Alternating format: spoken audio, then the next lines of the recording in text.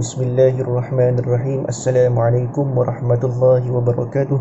Alhamdulillahirabbil alamin wassalatu wassalamu ala asyrafil anbiya'i wal mursalin sayyidina Muhammad wa ala alihi wa sahbihi ajma'in. Rabbi shrah li sadri wa yassir li amri wahlul 'uqdatam min lisani yafqahu qawli, amma ba'd. Saya Khairul Anam bin Said bernombor metrik A167994. Dalam video ini saya akan membentangkan kajian saya yang bertajuk Simptom dan Faktor Fenomena Kemurungan dalam kalangan remaja. Antara kandungan yang saya akan bentangkan dalam video ini adalah pengenalan, permasalahan kajian, persoalan kajian, objektif kajian, metodologi kajian, sorotan literatur, hasil kajian dan kesimpulan. Kita lihat perkara yang pertama yang berkaitan dengan pengenalan. Fenomena kemurungan adalah salah satu penyakit yang terdiri daripada gangguan mental, dan perkara ini sering dilihat terjadi berlaku dalam kalangan remaja, sama ada di peringkat menengah ataupun di peringkat universiti. Dan lingkungan umur remaja adalah sekitar 16 hingga 25 tahun.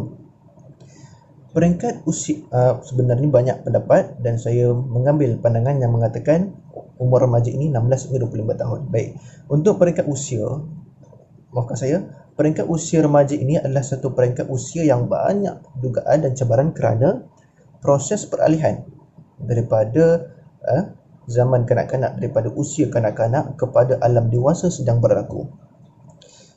Baik, kesejahteraan psikologi remaja perlu dijaga dan dibimbing. Supaya apa? Supaya dapat melahirkan generasi muda yang sihat akal, rohani dan jasmani. Ini menunjukkan bahawa fenomena kemurungan, masalah kemurungan adalah suatu hal yang bukan boleh dipandang rendah, dipandang remeh oleh masyarakat. Slide yang seterusnya berkenaan dengan permasalahan kajian.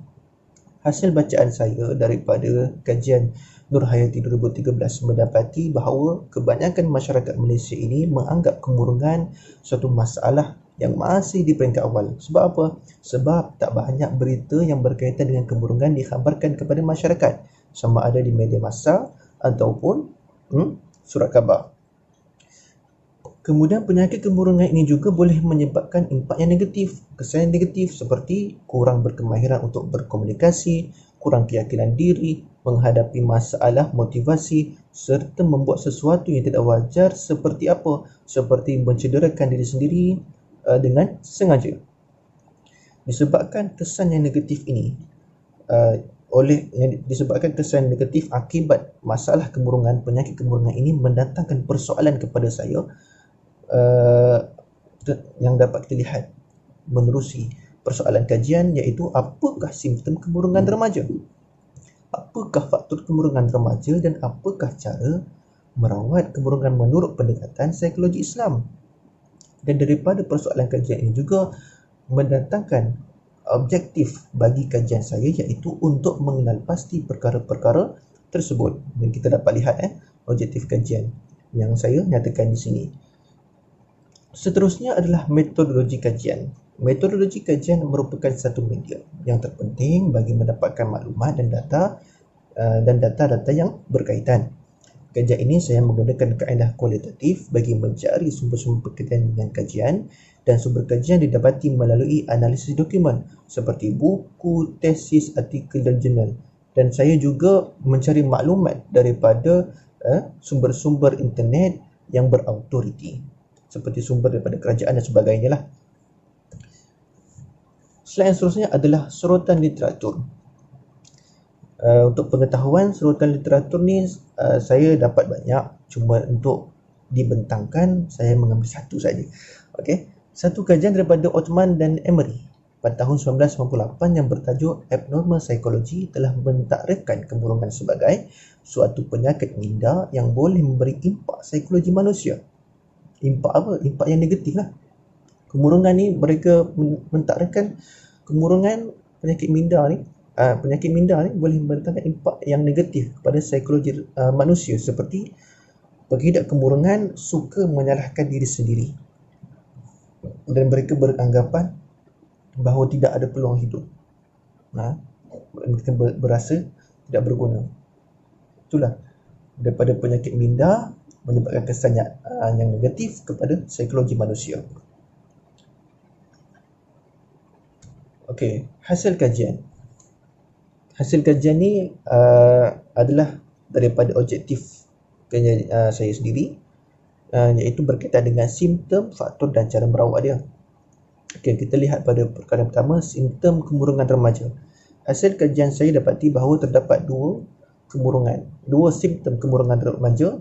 Yang pertama, simptom efektif, dan simptom yang kedua, simptom kognitif. Efektif ni apa? Efektif adalah satu perkara yang berkaitan dengan perasaan, emosi. Ya. Jadi bila seorang remaja mengalami kemurungan, dia akan menunjukkan simptom efektif seperti berasa sedih yang melampau, ya, berasa sedih yang melampau, mudah kecewa, ya, itu simptom efektif. Yang kedua, simptom kognitif. Simptom kognitif ni adalah berkaitan dengan daya fikir seseorang untuk apa? Untuk mempelajari, untuk memahami dan menafsir sesuatu keadaan.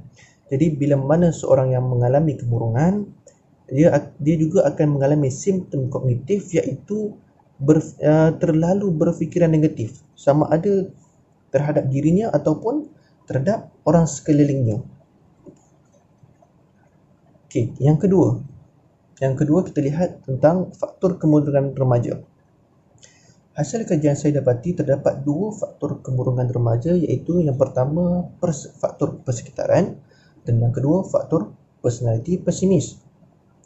Faktor persekitaran, contohnya seseorang remaja itu mempunyai keluarga yang bermasalah, ya, sebagai antaranya ibu bapanya asyik bergaduh, adik-beradik bergaduh, ya, sampaikan bertumbuk apa semua. Jadi menyebabkan anak remaja mereka berasa sedih, dan jika pergaduhan ataupun persekitaran keluarga yang tidak baik itu berlarutan panjang, maka ia boleh menyebabkan kemurungan bagi anak remaja mereka. Adapun yang lain, faktor persekitaran ini juga terlibat dengan rakan-rakan.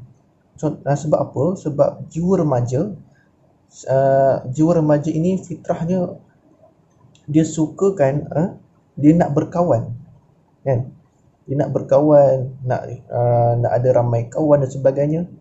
Jadi bila dia cuba untuk berkawan dan rakannya itu menyisih dirinya, maka ia juga boleh menyebabkan kemurungan. Yang kedua adalah faktor personality pesimis, iaitu mudah putus asa, ya, mudah rasa kecewa. Jadi seseorang yang mempunyai personality pesimis ni, dia boleh menganggap dirinya ini tidak berguna di kalangan masyarakat, sehingga kan kesan daripada sifat tersebut, dia akan mengasingkan diri daripada aktiviti masyarakat, asingkan diri, dan disebabkan itu akan berlakunya kemurungan. Jadi setelah kita tahu simptom kemurungan itu apa, setelah kita tahu faktor kemurungan itu apa pula cara untuk merawat kemurungan ni menurut pendekatan psikologi Islam? Okey, salah satu caranya adalah tazkiyah an-nafs.